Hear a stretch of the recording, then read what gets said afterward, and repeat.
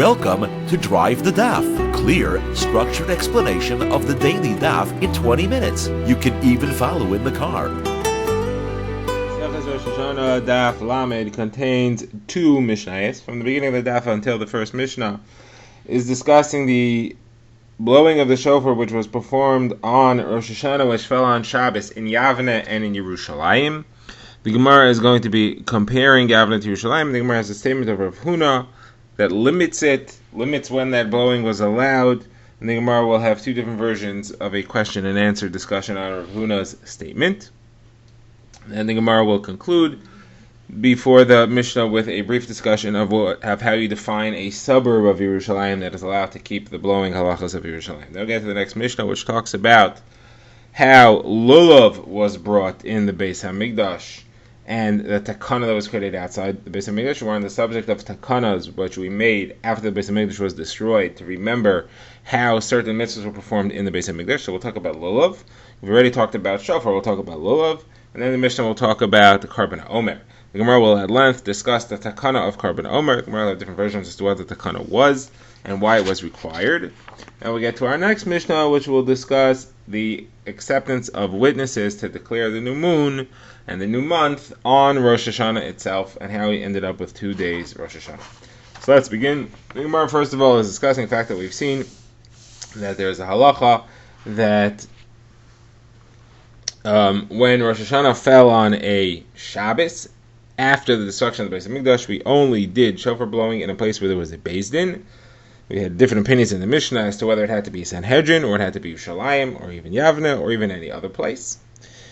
So the Gemara quotes Rav Huna, who says that even the place, wherever it was, and we speak about Yavne and Yerushalayim, Yavne where the Sanhedrin moved, and Yerushalayim where the Sanhedrin originally was, wherever the Sanhedrin was, so Rav Huna says you can only blow shofar with the Beis Din, meaning to say, in these places an individual was allowed to blow shofar, but he's only allowed to blow with the Beis Din. The Gemara says, what does with the Beis Din mean? So we're going to have two completely different versions as to what Rav Huna said, and we're going to have discussion as to the question and answers that were asked on him. And it's going to circle around the two ways of understanding this expression with the Beis Din. With the Beis Din could mean at the same time that the Beis Din was in session. You're only allowed to blow at the time the Beis Din was sitting there. That's called Bizman HaBeis Din. Or with the Beis Din could mean in front of Beis Din. It has to be in the building of the Beis Din, in the presence of the Beis Din. That's the only time that an individual is allowed to blow shofar. So let's clarify. In Yavne and in Yerushalayim, the Beis Din and the Shluchei Beis Din are allowed to blow shofar. That could be motzi everybody. In Yavne and in Yerushalayim, you're also allowed to have individuals blow shofar. Now, Rav Huna says it was only with the Beis Din, and the question is, what does he mean by that? So the Gemara's first version runs as follows. With the Beis Din, the Gemara says means in the presence of the Beis Din, in front of the Beis Din, the room that the Beis Din is there. Not necessarily while Beis Din is in session, but the place where the Beis Din is there. So Gemara says that the Kasha was asked to Rav Huna, that in our Mishnah it says that there was another way. This is the expression of our Mishnah. There's another way in which Yerushalayim was greater than Yavne. And in Yerushalayim, people from the suburbs around Yerushalayim came to hear, and they were allowed to hear Tekiyas Shofar on Shabbos, while in the suburbs around Yavne were not allowed to come to Yavne to hear Tekiyas Shofar. So the Gemara says, okay, the Mishnah says this is another way. That means there's another way. That means that there's some other way which isn't mentioned in our Mishnah. What's the first way in which Yerushalayim was greater than Yavne? So Gemara says, you can't tell me that Yerushalayim is greater than Yavne in the sense that Yerushalayim individuals were allowed to blow shofar, and in Yavne only the Beis Din and the Shluchei Beis Din were allowed to blow shofar. That's not true, because we have a statement of Rav Yitzchak Bar Yosef, who came and he said that when the chazan, when the main shofar blower would finish blowing shofar in Yavne, everybody started blowing, and it so much the sound of the blowing was so loud that people couldn't even hear any sound near their ears. It was completely drowning out any other sound that there was. So there certainly was the case that individuals were allowed to blow shofar. So what does it mean then? So Gemara says it must mean as follows. It must mean that Yerushalayim was greater than Yavne in the sense that in Yerushalayim they could blow shofar whether they were at the time of the Beis Din or they were not at the time of the Beis Din. But in Yavne they could only blow shofar at the time of the Beis Din. So that seems to indicate that Yavne they could only blow shofar at the time of the Beis Din, but they could blow not in front of Beis Din. So according to this thing that Rav Huna said that the im that have to blow with the Beis Din, which we said means in front of the Beis Din, it's not correct. because you see that they only had to blow at the time of Beis Din, they didn't have to blow in front of Beis Din.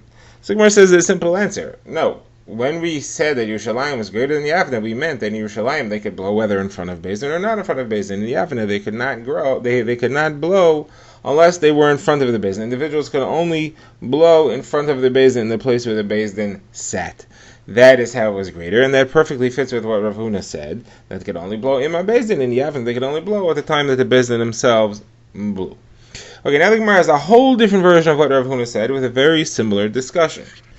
The second version runs as follows. Rav Huna was not talking about the blowing of shofar on Rosh Hashana, which falls on Shabbos in Yavne. He was talking about blowing shofar on Yom Kippur. The halacha is that when you have Yom Kippur of Yovel, you have to blow shofar all around Eretz Yisrael, not limited to any place. So Rav Huna says as follows. The Torah tells you that you're supposed to blow anywhere. Every single individual goes and blows. Rav Huna says only ima Beis Din. Individual blows clearly that we know. It says Taviru shofar b'chol ha'aretzachem. But it has to be with the Beis Din. So what does with the Beis Din mean? So now the Gemara says with the Beis Din here means bizman haBeis Din. It means at the time that the Beis Din is sitting. It couldn't be the place of the Beis Din because you blow anywhere. At the time when the Beis Din is in session, that's when you blow. So now the Gemara has two kashas on Rav Huna. Kasha number one is that we have a brisa that says that the blowing of Rosh Hashana and Yovel, they push away Shabbos begvulin, meaning outside Eretz Yisrael, outside Yerushalayim, ish ubeisai, a man and his house. Now, what does ish ubeisai mean? It can't mean a man and his wife because a woman's not chayav to kiss shofar. It's a mitzvah sasesha as mangrama, time-bound mitzvahs. Women are not obligated. Ishu Beisei must mean a person on his own schedule. Doesn't have to worry about when the Beis Din is in session. So that would be not like Rav Huna who said that they're only allowed to blow in my Beis Din at the time of the Beis Din. He says no, that's not what it means. It means that he blows in his own house. It doesn't have to be, but it still has to be at the time of the Beis Din. It just has to be in his own house. Whereas second kasha is Rosh Hashana. Rosh Hashana asks, I have a brisa that says that Yovel and Rosh Hashana have the same malachos as far as blowing and as far as brachos, with one difference. Yovel, you could blow in a Beis Din, even not the Beis Din, not the Sanhedrin that's Mekadosh Chodesh, and each individual. Each individual is obligated. Rosh Hashana, the falls on Shabbos, you can only blow in the Beis Din as Mekadosh Chodesh, and individuals are not obligated in the blowing of shofar of Rosh Hashana, which falls on a Shabbos. So Gemara asks, what do we mean when we say that individuals didn't blow shofar on Rosh Hashana? It's not true. We have that statement we quoted in the first version. Yitzchak bar Yosef, who said that after the Chazan finished blowing, everybody was blowing, and it was so loud you couldn't hear a sound. You couldn't hear anything else. So you see, people did blow individually on Rosh Hashana. So what do we mean? So, says the Gemara, I must mean that you had to, that on Yovel you blew, in that individuals had permission to blow, meaning whatever time they want. Whether it's a time that the Beis Din was in session or a time that the Beis Din was not in session.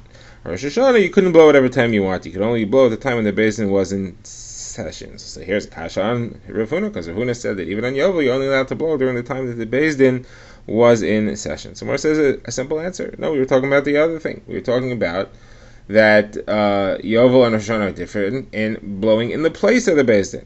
Yovel, you could blow whether in the place of Beis Din or not in the place of Beis Din. Rosh Hashana, you could only blow in the place of the Beis Din. You couldn't blow not in the place of the Beis Din. But Rav Huna is really correct. You didn't have to blow in the time of the Beis Din. You did not have to blow in the time of the Beis Din necessarily, for sure, on Yovel.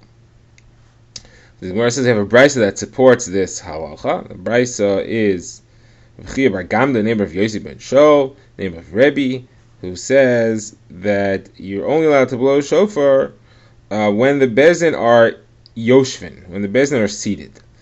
So the Gemara asks, hold on a second, the Beis Din are seated, does it mean that they're in session or does it mean that they're seated? What happens if they finish the session and they're still sitting?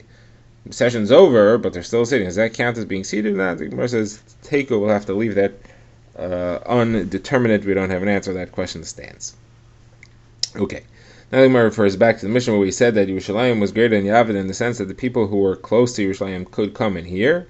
And the Mishnah's expression was that the people who were allowed to come to hear there were those in a village that are Roya, Shemas, Kroiva, Yuchelalava. They could see Yerushalayim, they could hear Yerushalayim, close to Yerushalayim, and they could approach Yerushalayim. What are those four things? So when it says Roa, that means that they have to be within a line of sight, not if they're in a valley and they couldn't see. Shemas has to be that they could hear, not if they're on top of a mountain and they couldn't hear what was going on in Yerushalayim. Krova means they have to be within the Tchum. And Yicholalava, that they could come, that means that there has to be nothing blocking. There couldn't be a river that they couldn't cross in the way. Okay, this takes us to the first Mishnah of the Daf, and the Mishnah discusses other halachos which were instituted after the destruction of the Beis Hamikdash in order to preserve the way the mitzvahs were kept during the times of the Beis Hamikdash in the Beis Hamikdash. First we would see in Shofar. Now the Gemara is going to talk about Lulav and Karban Omer. So Lulav, when the Beis Hamikdash was around, there was only a mitzvah of Lulav for 1 day outside the Beis Hamikdash. Only in the Beis Hamikdash itself was there a mitzvah of Lulav all 7 days. Rashi brings psukim to explain the source for that. The Gemara says, though, that after the Beis Hamikdash was destroyed, Rabbi Yochanan ben Zakkai made a takana, they should take Lulav everywhere for 7 days, so remember how they did it in the Beis Hamikdash. The other takana was that the day of the Karban Omer is completely forbidden to eat from the new grains. Now, what this means is as follows. Generally, the halacha was that any grain which took root after the bringing of the Karban Omer was forbidden until the next Karban Omer was brought. Karban Omer was a amount of barley grain that was brought on the 16th of Nisan, the second day of Pesach. So while the Beis Hamikdash was up, the carbon itself is what was matir. So until the carbon was brought, you couldn't eat anything. After the moment that the carbon was brought, you could.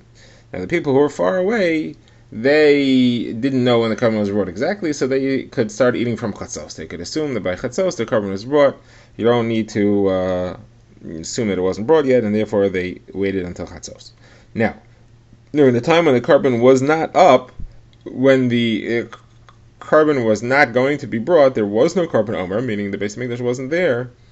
So generally the halacha was that the rising sun on the morning of the 16th of Nisan, that day, that was matir, the new grain. That was as if the Karban Omer was brought. Since there was no carbon being brought, sunrise on the day when it was supposed to be brought was matir. Came along Rav Yochanan ben Zakkai, he made a takana, he said, no, the entire day is aser, you have to wait till the next day. The 16th is all forbidden, not until the end of the day, the 16th, the end of the 16th, are you allowed to start eating the new grain. So the Gemara discusses this. The Gemara says, what was the reason for that?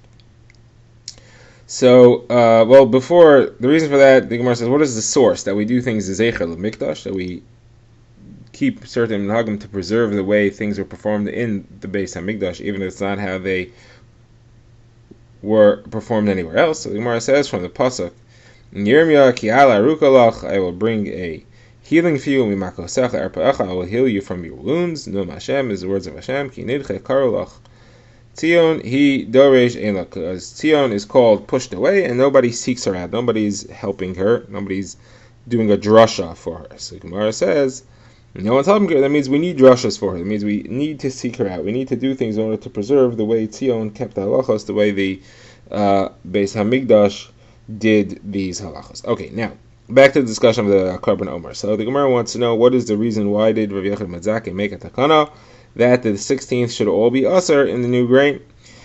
You shouldn't be able to eat it until the day is over. So the Gemara says, because it's simple. We're afraid that the Beis Hamikdash will be built quickly, and then people are going to remember last year, if we went with the old halacha, that you were allowed to eat the new grain from the rising sun, from sunrise, on the morning of the 16th, people will start doing that even the next year when the Beis Hamikdash is built. But once the Beis Hamikdash is up, they can't eat until the actual carbon is brought. So in order to prevent people from eating before the carbon is brought, we said, you know what, we're going to make the entire day aser. Gemara says, that's a good pshad, but why do you have to wait the whole day?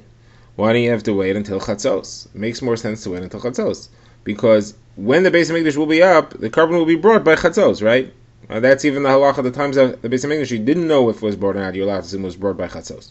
So why can't we just say that chatzos, midday on the 16th, everybody's allowed to eat? Make a takana, Rav Yochanan ben Zakkai should say, make a takana that until chatzos is aser, and that way on the first day that the Beis Hamikdash is up, it'll first be, we will wait until chatzos, because that's what we did last year without a Beis Hamikdash, based on his takana.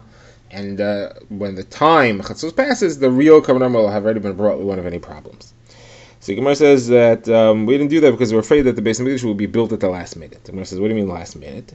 Gemara says, well, if it's built on the morning of the 16th after sunrise on the 16th, there's no problem because the sunrise already was matir all the new grain midaraisa because there was no Beis Hamikdash yet.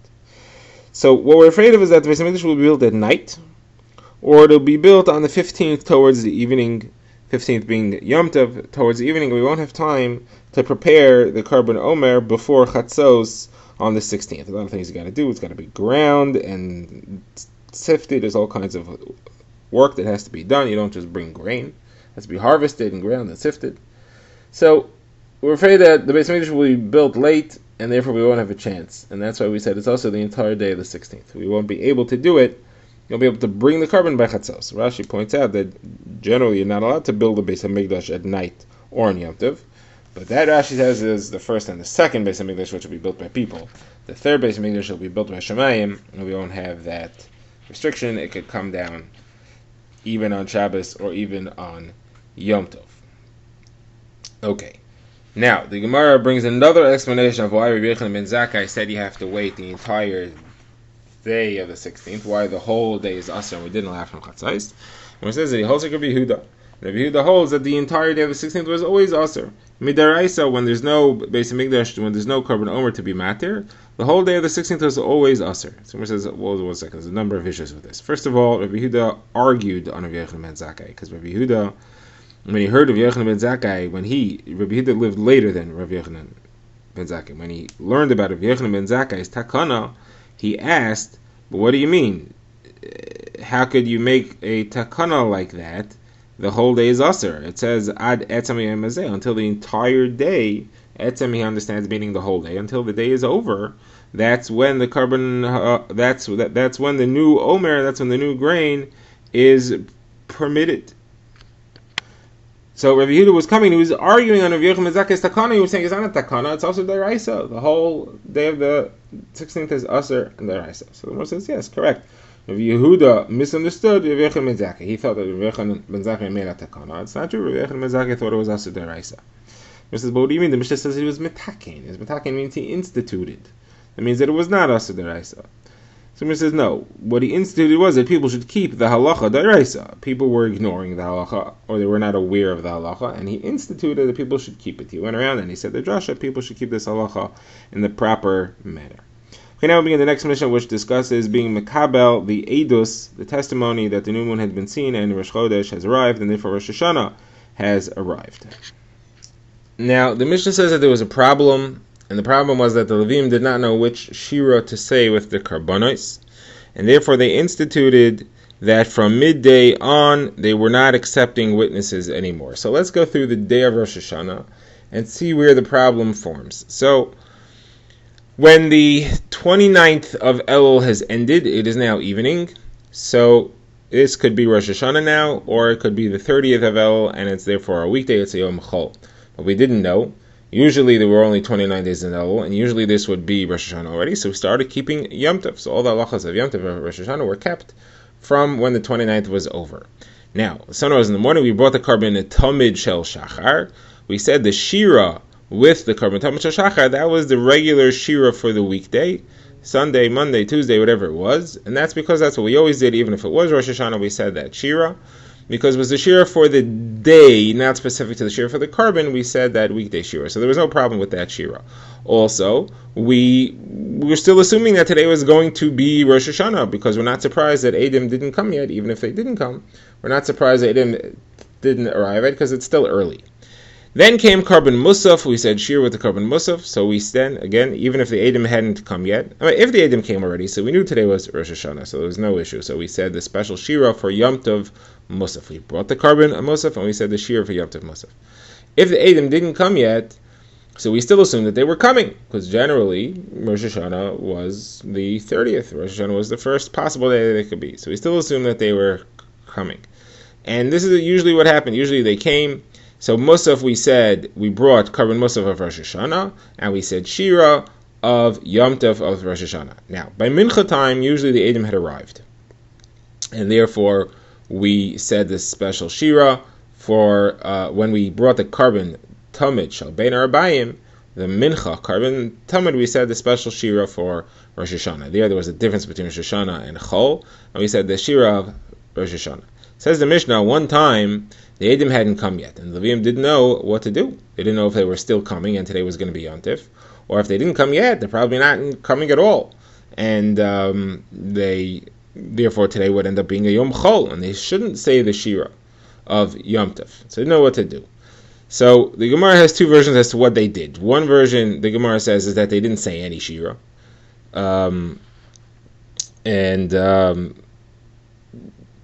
That is what they said in, that is the Gemara reports, that's what they said, Hacha.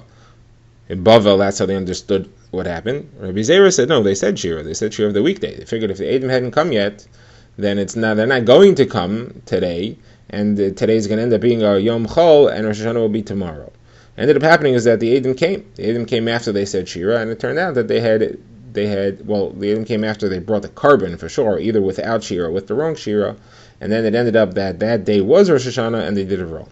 So therefore they made a takana, and they said we're going to avoid this problem. No longer will we ever accept Eidim, will we ever accept witnesses from after Chatzos. Therefore, once Chatzos is passed and the Eidim haven't come, we shouldn't be surprised that they haven't come yet, or that they don't continue to come, or that by the time Mincha time rolls around, by the time the carbon Mincha, the carbon Shalbein Arbayim rolls around, they still haven't come yet, because we wouldn't accept them even if they did come.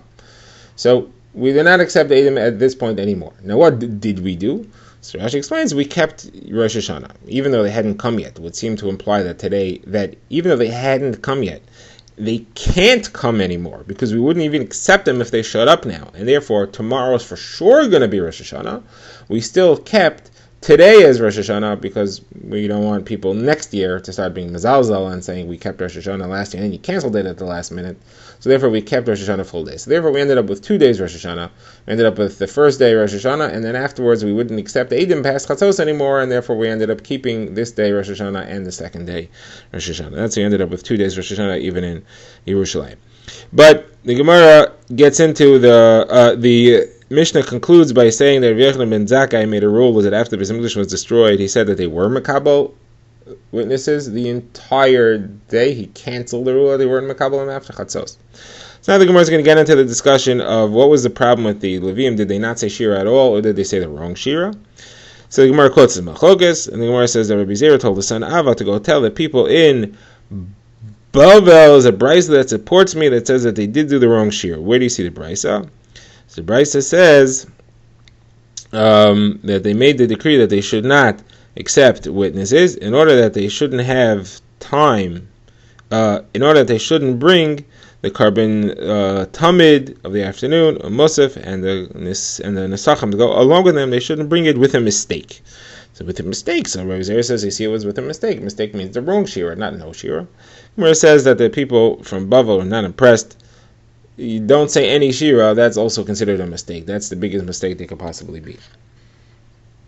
Okay, now Rabbi Zera brings another proof from another brisa that they said the wrong shira, not that they didn't say any shira. And this brisa lists what the shiras were for Rosh Hashana. So the brisa says as follows: the morning, they said the regular shira of the day, Sunday shira for the carbon Tamid Shachar on Rosh Hashana that was on Sunday, Monday for Monday, Tuesday for Tuesday, whatever it was. Now, carbon Musaf, the shira they said was Harninu le'Elokeim Uzenu Hariyu le'Elokei Yaakov Tehillim Pei Aleph. Because over there it says Hariyu le'Elokei Yaakov. Therefore, they said that was the special shira they said by the carbon Musaf. Now, Mincha on Rosh Hashanah, and this is all assuming that Eidim came, and we know that today is Rosh Hashanah. They said Kol Hashem Yachel Midbar Tilim Chavtes. Okay, so that's if we knew everything. We knew what the day was. Eidim came well on time. Those are the 3 shiras that we said. So now the Gemara says, on Thursday, the shira of the day was the same thing we said Rosh Hashanah Musaf. It was Harninu Lelikim Uzenu Hariyu Le'Elokei Yaakov. That's the shira for Thursday. We didn't want to say the same shira twice. So therefore, if the Eidim came before we brought the carbon and the Tamid Shel Shachris, we knew that today is Rosh Hashanah for sure, so we changed the shira of the carbon Tamid Shel Shachris. We didn't say Harninu Lelikim Uzenu. We said a different one. We said Hasireisim Yisevel Shichmai. Also in Pei Aleph, but later on. So that's what we did. And that way, when we said Harninu for the Karban Musaf, we didn't repeat the same shira. We said two different shiras. Now, says Brisa further, what happened if they said Harninu in the morning because Adam had not come? I mean, what happens if Adam did not come? So we didn't know that today was going to be Rosh Hashanah for sure. So even though it's Thursday and it might be Rosh Hashanah, we'll be saying Harninu by Musaf. They still said Harninu in the morning. They said Harninu by the Karban and Talmud Shal Shachris because the Adam didn't come yet. Then, when came a Musaf time, let's say the Adam came already. Okay, so now we already said Harninu, and now we're supposed to say Harninu again for Musaf. What do we do?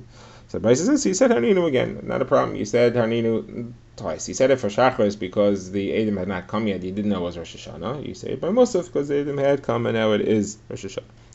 Okay, that's the Brisa. Says Rabbi Zera, so you see, what did they do when they didn't know what to do?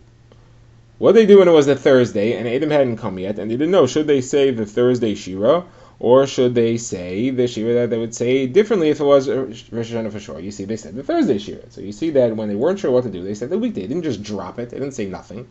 Since the same thing applies in our Mishnah, which is discussing what they said for the Talmud Shal Ben Arbayim, when the Adam hadn't come yet, they didn't say nothing. They said the regular weekday Shira. Where it says, nope, that's not a proof. That's talking about the morning Shira. The morning Shira, you said every day anyway. You said the Shira for the day anyway. Even if it was Rosh Hashanah, you're supposed to say that. That's why they said it.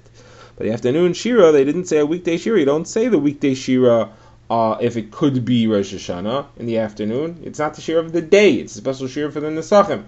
Not going to do that if it is possibly going to end up being Rosh Hashanah. Drive the Daf is a project of the Grand Woodlands Shul and is presented by Rabbi Yitzchak Landa. Find us on YouTube or subscribe to daily emails by emailing drivethedaf@gmail.com.